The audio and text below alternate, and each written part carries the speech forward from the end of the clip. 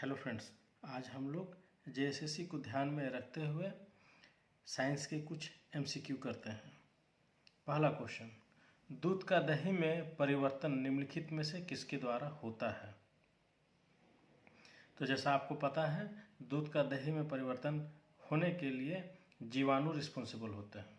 जीवाणुओं द्वारा यह काम किया जाता है और वो जो सबसे ज़्यादा इसके लिए रिस्पॉन्सिबल वह है लैक्टोबैसिलस। लैक्टोबैसिलस दूध को दही में परिवर्तित करने के लिए जिम्मेदार है, रिस्पॉन्सिबल है। एक भू-स्थिर उपग्रह का परिक्रमण काल क्या है? तो हम लोग कहते हैं भू-स्थिर अर्थात कि वैसा सैटेलाइट या ऐसा उपग्रह जो कि पृथ्वी के चारों ओर एक ही जगह पर परिक्रमा करता हो, यानी कि जितना समय में पृथ्वी अपने चारों ओर घूमेगा उतने ही समय में सैटेलाइट को भी घूमना होगा, इसीलिए इसका परिक्रमण काल 24 आवर होता है। इस प्रकार के उपग्रह का मुख्य काम क्या है? तो इसका मुख्य काम है मौसम की जानकारी देना, तूफानों को, आंधियों के विषय में बताना, संचार उपग्रह इत्यादि को हम लोग भू-स्थिर उपग्रह की श्रेणी में रखते हैं। क्लोरोफॉर्म बनाने के लिए क्या उपयोग में लाया जाता है? क्लोरोफॉर्म प्रिजर्वेटिव है जो कि जीव जंतु को, पेड़ पौधे को लंबे समय तक कस्टडी के लिए रखने के लिए इसका उपयोग किया जाता है। इसका जो रासायनिक फार्मूला है वह है CH3Cl। तो इससे पता चलता है कि क्लोरोफॉर्म बनाने के लिए मीथेन का उपयोग किया जाता है और इसमें क्लोरीन का यूज किया जाता है। उच्च ताप यानी कि 400 डिग्री सेंटीग्रेड से 500 डिग्री सेंटीग्रेड में जब मीथेन को और क्लोरीन को गर्म करके प्रोसेस किया जाता है तो क्लोरोफॉर्म का निर्माण होता है। रक्त को या रक्त का थक्का जमने के लिए कौन सा विटामिन जिम्मेदार होता है? तो जैसा हम लोग जानते हैं कि रक्त का थक्का जमने के लिए विटामिन के रिस्पॉन्सिबल होता है।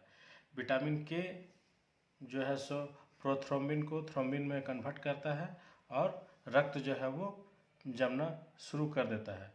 विटामिन के यह वसा में घुलनशील है और इसका नाम है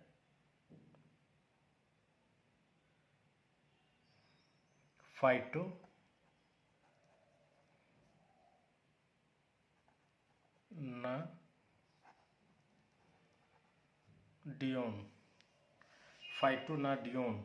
यह इसका रासायनिक नाम हुआ। विद्युत चुंबक बनाने के लिए नर्म लोहे का निर्माण आवश्यकता होती है। इसके अलावा कोबाल्ट और निकेल से भी चुंबक का निर्माण किया जाता है।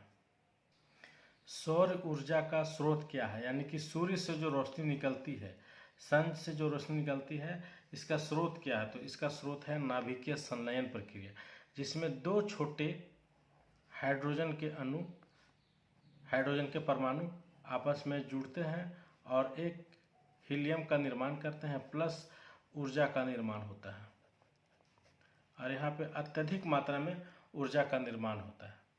तो सौर ऊर्जा का जो स्रोत है वह नाभिकीय संलयन प्रक्रिया है। जबकि जो साइंटिस्ट द्वारा बनाया गया या हम लोग जो नाभिकीय ऊर्जा का यूज करते हैं उसमें हम लोग जो ऊर्जा यूज करते हैं उसमें नाभिकीय विखंडन होता है जिसमें एक बड़ा अणु टूट करके दो छोटे अणु में कन्वर्ट होते हैं। निम्नलिखित में से कौन सा प्राथमिक रंग नहीं है? तो हम कहेंगे कि काला रंग जो है, ब्लैक, यह प्राथमिक रंग नहीं है। प्राथमिक रंग लाल, हरा व नीला है। प्राथमिक रंगों को यानी कि प्राइमरी रंगों को मिला करके द्वितीयक रंग, तृतीयक रंग और फिर उन सभी को डिफरेंट कंपोजिशन में मिला करके अन्य रंगों को बनाया जाता है। विद्युत बल्ब की तंतु यानी कि फिलामेंट किस धातु का बना होता है? तो हम लोग को पता है कि जो विद्युत बल्ब जो है उसका फिलामेंट जो है वो टंगस्टन का बना हुआ था। टंगस्टन को हम लोग W के द्वारा डिनोट करते हैं। इसका परमाणु संख्या 74 है और इसका जो गलनांक है, गलनांक सभी धातुओं में सबसे उच्च है, लगभग 3400 से लेकर 3500 डिग्री सेंटीग्रेड है और इसका क्वथनांक 5500 डिग्री सेंटीग्रेड से भी ज़्यादा है। यह एक विषाक्त धातु है। यह ट्रांसिस्ट एलिमेंट के रूप में जाना जाता है।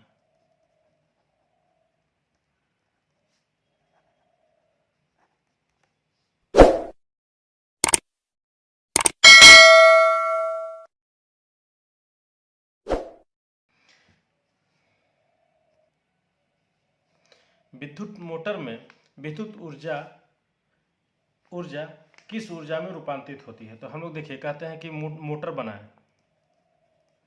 मोटर चाहे आप विद्युत के रूप से बनाएं चाहे किसी रूप से भी बनाएं, मोटर जो है वह किसी भी ऊर्जा को यांत्रिक ऊर्जा में कन्वर्ट करेगी और यही यांत्रिक ऊर्जा जो है हम लोग डिफरेंट रूप में इसका उपयोग करके हम लोग अपने दैनिक कार्य या जिस लिए हम लोग ऊर्जा चाह रहे हैं उसका हम लोग निर्माण कर सकते हैं। तो इसका आंसर हो जाएगा यांत्रिक ऊर्जा। निम्नलिखित में से कौन सी जांच मतलब कि एक बच्चे के पिता का निर्धारण करता है? तो हम लोग को पता है कि DNA टेक्नोलॉजी आ चुका है। DNA टेक्नोलॉजी में DNA फिंगरप्रिंटिंग जो है, DNA फिंगरप्रिंटिंग टेक्नोलॉजी जो है, इसके माध्यम से क्या होता है कि हम लोग DNA सीक्वेंसिंग का अध्ययन करके ये पता लगाते हैं कि ये जो शिशु है उसके पिता कौन है और उसकी माता कौन है। माता तो खैर जन्म दे रही है तो पता ही है, लेकिन पिताजी का पता जो है हम लोग DNA फिंगरप्रिंटिंग टेक्नोलॉजी के माध्यम से करते हैं।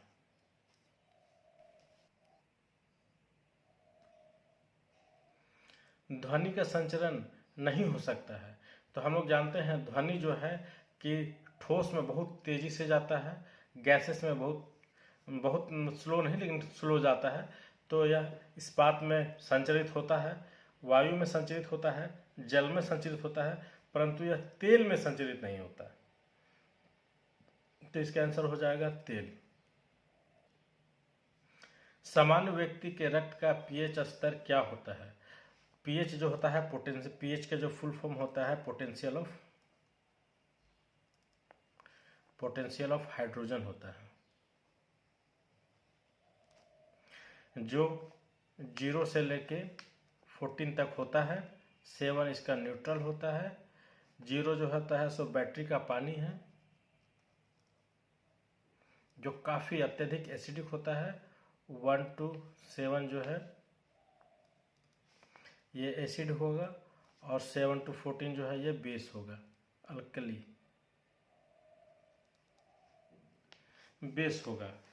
तो हम लोग कहते हैं कि रक्त का पीएच मान कितना होता है? तो रक्त का पीएच मान 7.4 के आसपास होता है। यह स्लाइटली अल्कली होता है या बेस है ये।